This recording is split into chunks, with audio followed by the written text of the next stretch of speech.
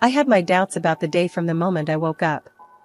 The sky was gray, typical for late autumn, and there was a chill in the air that seemed to seep through the windows. I was scheduled to interview the state governor, an opportunity any journalist would kill for, and yet, I was uneasy. Maybe it was the weight of responsibility, or the fact that my little Ellie had woken up with a slight fever. Either way, the day felt off. I dropped Ellie off at my mom's place, giving her a quick kiss on the forehead before heading to the governor's office. My mom, always the worrier, said, "Make sure you watch yourself around those politicians. They're all smiles and handshakes until they're not."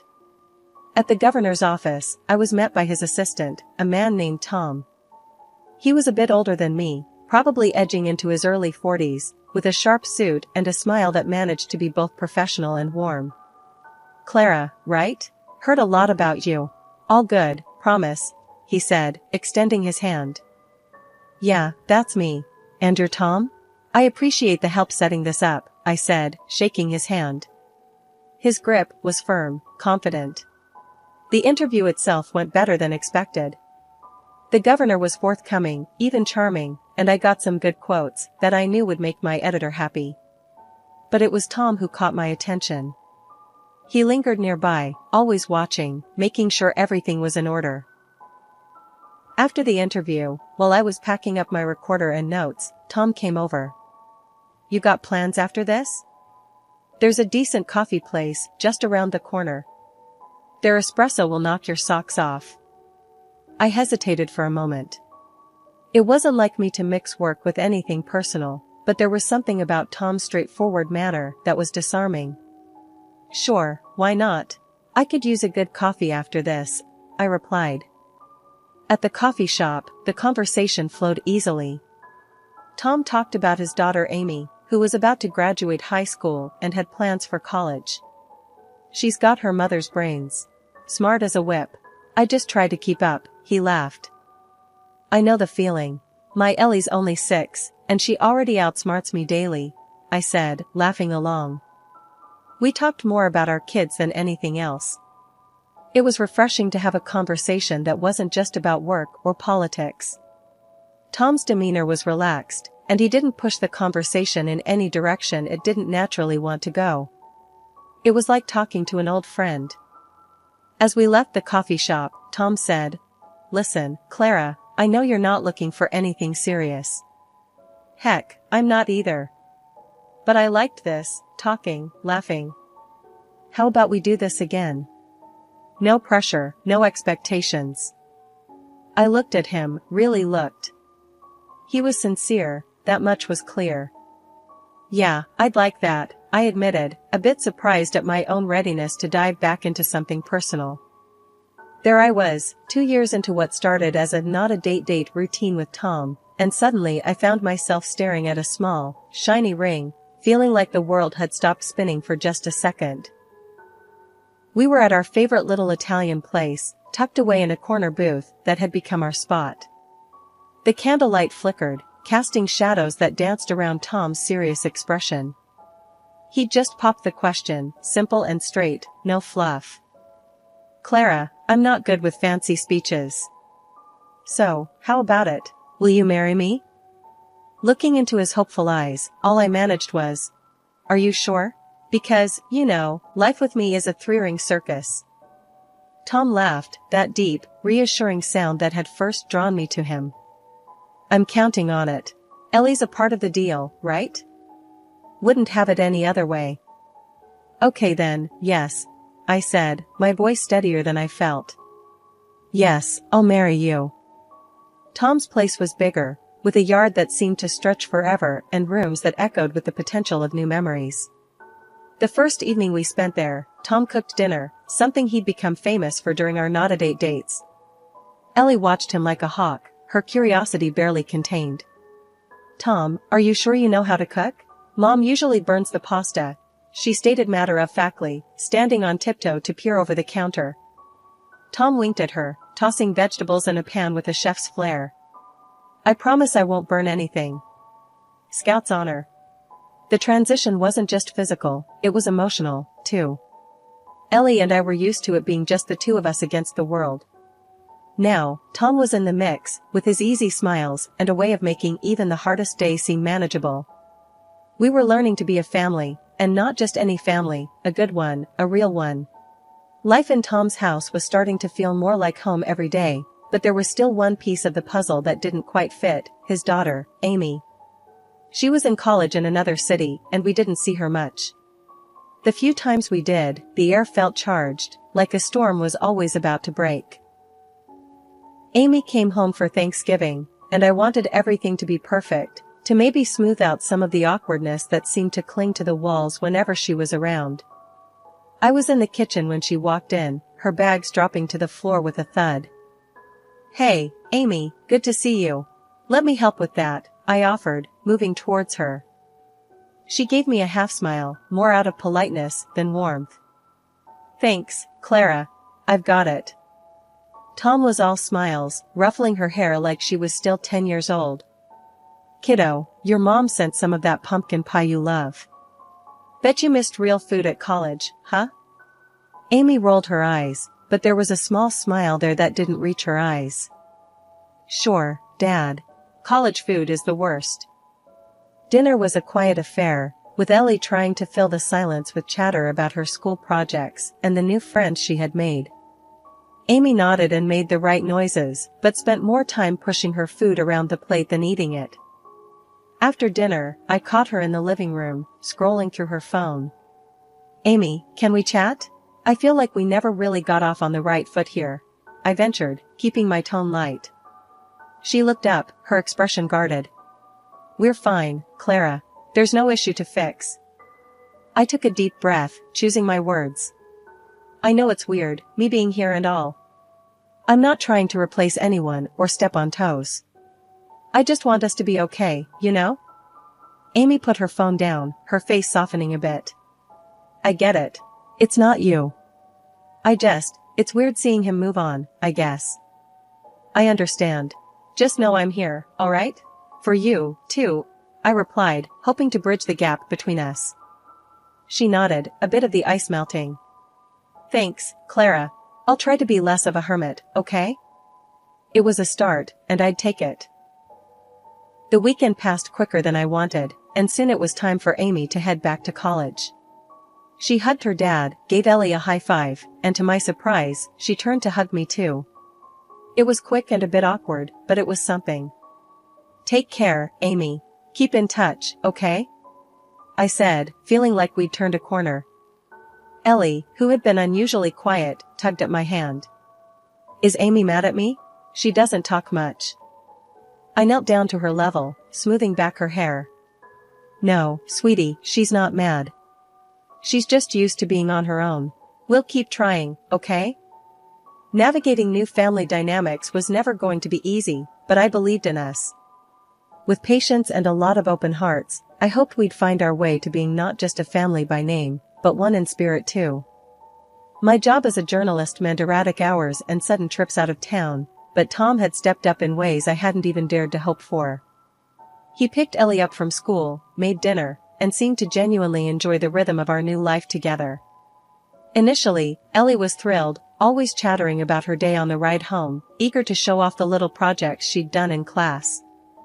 "She's really taken to you, Tom," I told him one evening, watching them assemble a puzzle on the living room floor. He looked up, a smile creasing his eyes. "She's a great kid, Clara. Couldn't ask for a better stepdaughter." But a few months in, I noticed a shift in Ellie. She became quieter, more reserved. The light in her eyes dimmed, replaced by a skittishness that set alarm bells ringing in my mind. I tried to coax her into talking, to share what was on her mind, but she just shrugged and forced a smile. "It's nothing, Mom. Just tired, I guess," she'd say, but the mother in me knew better. Something was off. Then one night, as we were getting ready for bed, I noticed a bruise on her arm, a nasty, purple shadow that made my heart stop. "Ellie, what happened?" I asked gently, trying not to sound as panicked as I felt. She avoided my gaze, fiddling with the hem of her pajama top. "I fell down at school. It was silly. I wasn't looking where I was going." But the bruise looked like it had a story that didn't involve a simple fall. My mind raced with dark thoughts of bullying. Did someone do this to you at school? You can tell me, Ellie. She shook her head quickly, too quickly. No, Mom. It was just me being clumsy. Really.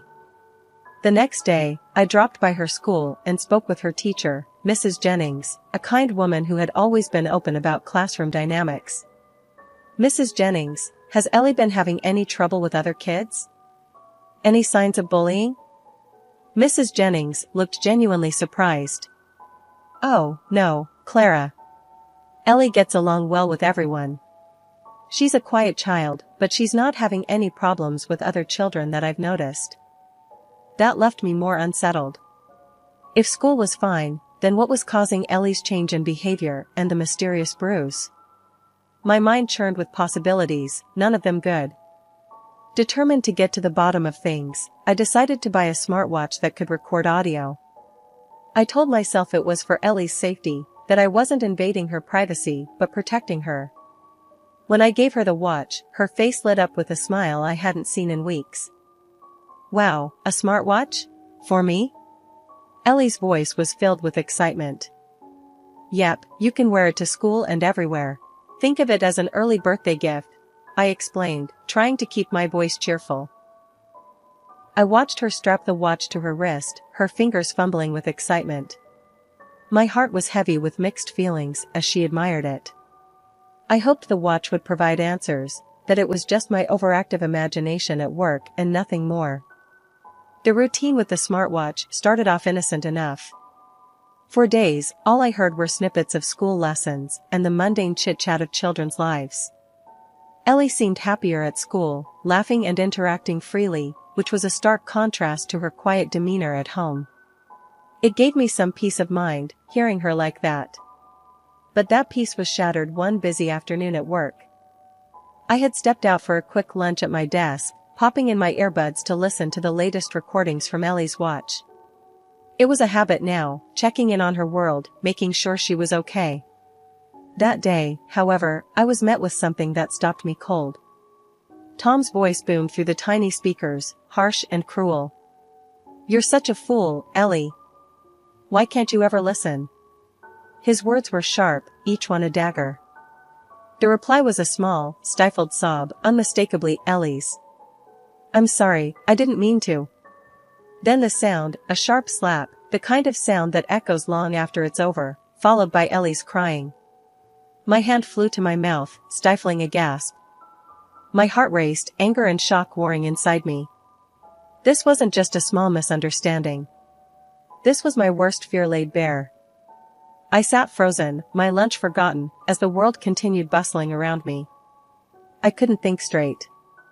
All I knew was I needed to get to Ellie, to hold her, to get her away from him. I rushed home, my mind racing, planning, dreading. When I arrived, Ellie was there, alone, sitting quietly in her room. Seeing her like that, so small, so vulnerable, it broke something inside me. Ellie, baby, we need to talk, I said gently, sitting beside her on the bed. She looked up, her eyes wide and scared. I took a deep breath, steadying my voice. I know about Tom, about how he's been treating you. You don't have to be scared anymore. I heard everything. The floodgates opened then, and she poured out everything. The threats, the hits, how he'd made her promise not to tell me, how scared she was that it was somehow her fault. My heart ached with every word. I packed a few things quickly and drove her to my parents' house. They were horrified when I told them everything, and they didn't hesitate to take us in. Stay here tonight, my mom said, her voice firm with that maternal resolve. We'll take care of Ellie. You go sort this out. I hugged Ellie goodbye, her small arms clinging to me a moment longer than usual. I'll fix this, I promise, I whispered, kissing her forehead. Leaving her there, safe with my parents, I drove back home. The house seemed darker, colder. I sat on the couch, the silence oppressive, waiting for Tom to come home. My mind raced with what I would say, how I would confront him. Anger, fear, betrayal, It all swirled inside me, a storm waiting to break. The sound of the front door opening and Tom's cheerful whistling sliced through the tense silence of the living room where I was waiting. He came in, all smiles, utterly unaware of the storm that was about to break. "Hey, babe. What's for dinner?" His voice rang through the house, light and carefree. I stood up, my stomach churning with nerves and anger. "We need to talk. Now," I said, my voice steely and calm. The smile faltered on his face. "Sure, what's up? You look serious." "It's about Ellie," I began, watching as his expression shifted from confusion to concern. "What about her? Is she okay?" He took a step towards me, his brow creased. I cut him off, the fury building inside me. "No, Tom, she's not okay. Because of you." He stopped, his face a mask of bewilderment. "What are you talking about?" "I know about the abuse, Tom. I know how you've been treating her when I'm not around." The words felt like bullets, each one harder to say than the last. For a moment, he just stared at me, and then he laughed. A cold, harsh sound that echoed mockingly around the room. "You're being ridiculous. You have no proof. You think you can take me down? With what? Your overactive imagination?" His arrogance boiled my blood.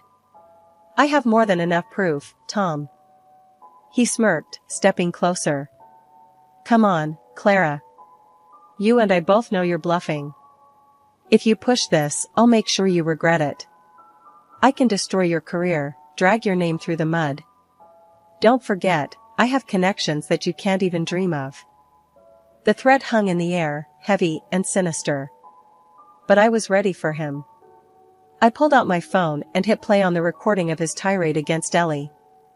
His voice filled the room, cruel and unmistakable. Tom's face went white, his confident demeanor crumbling as the reality of his situation dawned on him. "Clara, please, I was just stressed, I didn't mean." "Save it, Tom. I'm done listening to your excuses." I watched as he sank to his knees, his face crumpled in fear. "Clara, I'm sorry. I'm so sorry. Please, I can change. Don't do this. Don't ruin my career and my life. You should have thought about that before you hurt our daughter. You're not getting away with it this time." I stood firm, despite the part of my heart that ached to see him so broken. But I had to be strong, for Ellie. At that moment, the doorbell rang. I walked past Tom, still kneeling on the floor, and opened the door to two police officers. I had called them before Tom got home, the final step in ensuring my daughter's safety.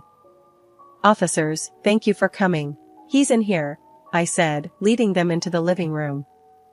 Tom looked up, the fear apparent in his eyes as the officers read him his rights and handcuffed him.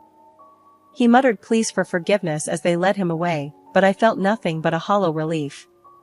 Ellie was safe now, and that was all that mattered. After the door closed behind them, the silence was deafening. I sank down onto the couch, the adrenaline fading, leaving exhaustion in its wake. I knew this was only the beginning of a long battle, but for the first time in what felt like forever, I could breathe. Ellie was safe, and Tom would face the consequences of his actions. It wasn't long before the news exploded, splashing across every headline and becoming the talk of the town. But nothing prepared me for the knock on my door early one morning, just as the chaos was unfolding. I opened the door to find my first husband, Michael, the father of Ellie, standing there, his face etched with concern and a hint of anger. Beside him stood his lawyer, a sharply dressed man known for his ruthless courtroom tactics, his reputation preceding him. "Clara, we need to talk," Michael said without wasting a moment, pushing past the formalities as his lawyer followed suit. I sighed, stepping aside to let them in. "I guess we do." Once we were all seated in the living room, his lawyer, Mr. Davidson, wasted no time. "Clara, Michael here is very concerned about the welfare of Ellie and how the scandal could affect her.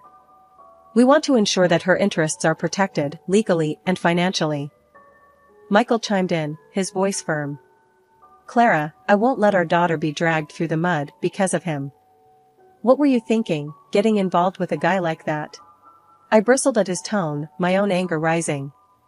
I was thinking that I found someone decent, which he seemed to be, until he wasn't. I'm handling it, Michael. As we debated back and forth, my phone buzzed. It was Amy, Tom's daughter, a message filled with urgency. I have something you need to see. Can we meet? I excused myself and stepped outside to call her. Amy, what's going on? Clara, I've got evidence. Evidence of what he did, not just to Ellie, but to me too, when I was younger. I'm ready to stand with you in court. Amy's voice was resolute, a stark contrast to the young woman who'd been so unsure before. Thank you, Amy. This means a lot. Let's bring this to light, all of it, I said, a wave of relief washing over me. Back inside, I relayed the news to Michael and Mr. Davidson. Looks like we'll have more than just our word against his. We have evidence, solid evidence, and his own daughter's testimony. Michael sighed, running a hand through his hair. All right, Clara. We'll support you in this, all the way. Just make sure it's handled with Ellie's best interest at heart. The court date was a spectacle, with reporters swarming the courthouse. Amy took the stand, her voice steady as she recounted years of hidden abuse.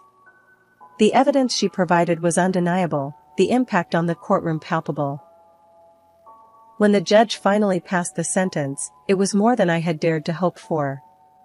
Tom was found guilty of child abuse and domestic violence. The judge awarded a significant fine in favor of both me and Amy, and Tom was sentenced to prison. His political career, his reputation, everything crumbled in the wake of his actions. The fresh start was exactly what Ellie and I needed. After everything that happened, buying a new house felt like claiming back a piece of ourselves that had been lost in the chaos. The house was smaller, cozier, a place where the shadows of our past couldn't reach us. Moving day was a mix of laughter and hard work, with boxes labeled Ellie's stuff outnumbering everything else. Mom, can I paint my room purple this time? Ellie asked, her eyes sparkling with the sort of excitement that had been missing for too long. Sure thing, kiddo. Whatever you want, I replied, grateful to see her so happy, so full of life again. We spent that first night on the living room floor, surrounded by boxes, eating pizza, and planning out what we'd do with each room. It was perfect, just the two of us, and yet, there was a new addition to our little family dynamic that I hadn't anticipated. Amy, Tom's daughter, had become a fixture in our lives. After the trial, something shifted between us. The shared trauma had bound us together, and she started coming around more often, helping with the house, bringing over books she thought Ellie would like, or just hanging out, talking about everything and nothing. Clara, you really didn't have to redo the guest room just for me, Amy said one afternoon as she helped me peel off old wallpaper. It's not just for you. It's your room, whenever you need it. Your family now, Amy, I said, and I meant it. She smiled, a little watery-eyed, and we went back to our task. In a twist I never saw coming, Michael, my ex-husband, started showing up too. First, it was to drop off Ellie or pick her up, but then it became coffee visits, then dinners. We talked a lot, about Ellie, about our past, about how we could never have imagined our lives intertwining like this again. Clara, I appreciate you letting me back in, after everything, Michael said to me one evening as we sat on the new deck, watching Ellie and Amy chase each other around the backyard. Michael, we're navigating through uncharted waters, but I think we're doing just fine, I replied, the ease between us a pleasant surprise. The relationship with Michael evolved, slow and steady. We were parents first, friends second, and if there was a hint of something more, we let it grow at its own pace. Ellie thrived in the new environment. Her laughter filled the house, her smiles more frequent and brighter. Seeing her like this, I knew we had made the right decision. Mom, look. I taught Amy how to make slime. Ellie exclaimed one Saturday morning, her hands and face speckled with glitter. Amy came into the kitchen, looking like she had fought a battle with a unicorn and lost. Yeah, she did. I think I have glitter in my hair still, she said, trying to brush it out, but laughing. Watching them together, I felt a profound sense of peace. We had weathered a storm, fought hard battles, and now, here we were, building a life full of hope and happiness. As the days grew warmer, our little household found its rhythm. We were a patchwork family, each of us with our own scars and stories, but together, we were whole.